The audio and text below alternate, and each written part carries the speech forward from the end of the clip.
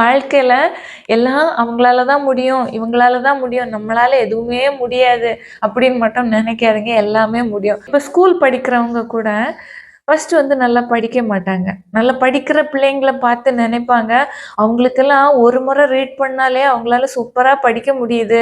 எல்லாமே மனப்பாடம் பண்ணிடுறாங்க. நம்மளால ஒண்ணுமே முடியல. 10 வாட்டி படிச்சா கூட நம்மளோட மைண்ட்ல ஏறவே மாட்டேங்குது. 10 என்ன 100 வாட்டி படிச்சாலும் மனதுல பதியல, எல்லாம் மறந்து போகுது அப்படின்னு நினைச்சு வருத்தப்படுவாங்க. ஆனா ஒரு சிலர பார்த்துருக்கீங்களா? கடைசி இடத்துல இருந்துட்டு டக்குன்னு ஃபர்ஸ்ட்ல வந்துருவாங்க. அது காரணம் என்ன தெரியுமா? விடாமுயற்சி.